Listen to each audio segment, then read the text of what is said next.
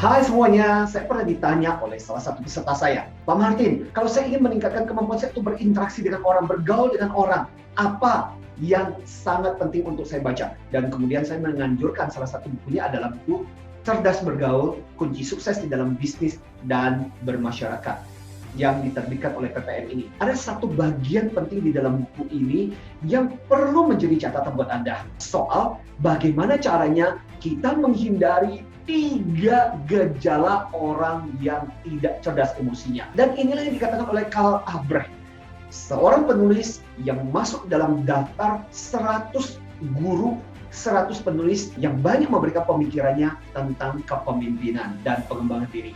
Nah, apakah ketiga hal tersebut? Jangan-jangan Anda termasuk di dalam salah satunya, atau mungkin Anda kenal orang-orang yang menjadi seperti itu. Yang pertama adalah orang-orang yang bau mulut sosial.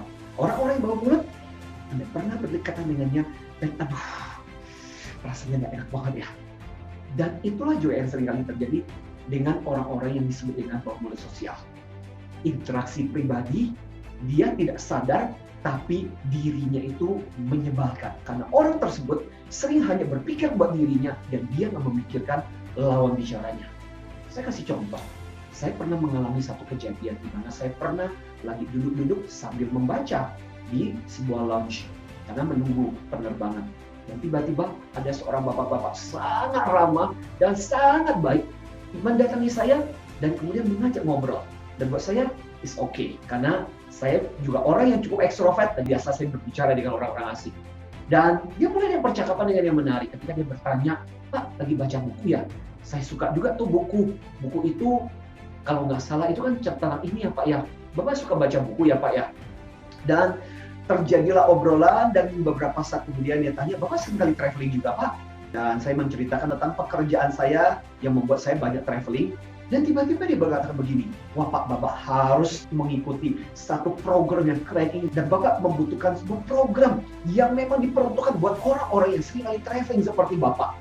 Dan tiba-tiba dia mulai bercerita mengenai sebuah program, istilahnya adalah program member get member untuk program traveling. Di mana kalau kita membayar sejumlah uang tertentu, kita bisa menikmati kemudahan diskon di hotel penerbangan. Wah, saat itu tiba-tiba saya mulai merasakan yang tadinya saya bisa mengobrol dengan nyaman dengan orang ini, tiba-tiba saya langsung kehilangan respect karena ujung-ujungnya adalah dia jualan.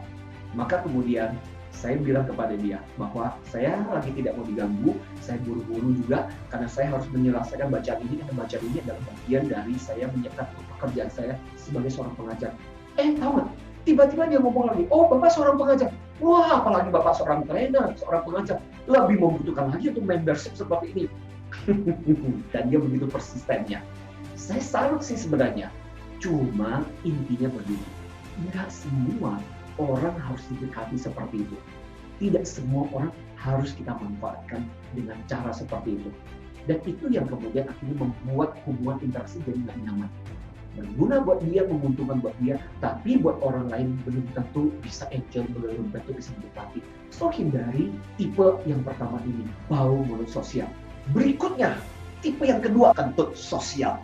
Kentut sosial di sini adalah orang-orang yang tanpa sadar, orang-orang yang tidak peduli dengan apa yang terjadi pada dirinya dan membuat orang di sekitarnya menjadi enggak enak. Itulah yang disebut dengan kentut sosial. Saya masih ingat, saya punya seorang teman dan teman saya ini seringkali dikerjain karena perilakunya aneh.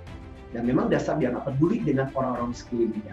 Saya masih ingat pada waktu itu kita bergerombol bersama-sama naik VW Kodok waktu itu zaman saya. Dan kita melewati Pondok Indah. Karena kita kepingin waktu itu pengen lihat, kan ada legenda di Pondok Indah, ya rumah berhantu di Pondok Indah itu sebelum filmnya dibuat. So waktu itu teman saya ini namanya Alvin, kita bilang, Vin, kamu nanya dong sama orang-orang dekat situ, yang rumahnya mana? Yang itu bukan. Nah, si Alvin yang merasa nggak nyaman, loh kok gue yang disuruh? Yalah, kan kamu lebih pemberani.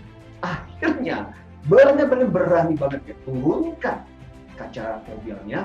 Lantas kemudian dengan kencang dia bertanya. Waktu itu ada segerombol bapak dan ibu, ada warung kecil di situ dan kayaknya tukang ojek di sekitar itu. Dan dia bertanya dengan berteriak kencang, Pak, Bu, Mas, rumah rumah berhantu di Pondok Indah itu ya Mas. Dan bayangkan, orang yang lagi ngobrol-ngobrol, lagi makan di warung itu melihat kepada dia dengan muka kesel.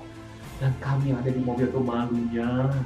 Dan itulah, tanpa peduli suasana situasinya seperti apa, dengan tanpa perasaan, dia mengutarakan apa yang menjadi keinginannya. Dan kadang-kadang itu membuat orang merasa gak nyaman. So, kalau Anda mau cerdas bergaul, hindari bagian yang disebut oleh KHP sebagai ketut sosial ini. Yang ketiga adalah yang disebut dengan ketombe sosial. Apa sih ketombe sosial? Namanya ketombe. Tapi cerita ini menarik. Cerita ini dikisahkan oleh Albrecht ketika suatu hari dia mengikuti sebuah tur di dalam sebuah mobil.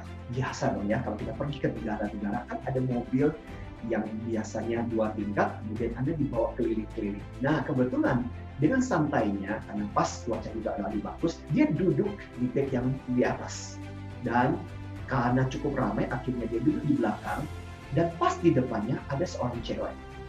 Dan apa yang dilakukan oleh cewek itu adalah dia sedang membersih-bersihkan rambutnya, menyibak-nyibak rambutnya. Dan apa yang terjadi? Si cewek ini punya ketombe. Dan tanpa sadar ketombenya itu kemana-mana. Dan si Karl Albrecht ini merasa sangat terganggu oleh ketombe itu. Dan sampai dia menegur si cewek itu. Tapi si cewek itu dengan kesel merasa bahwa, kenapa sih? Itu kan urusan gue.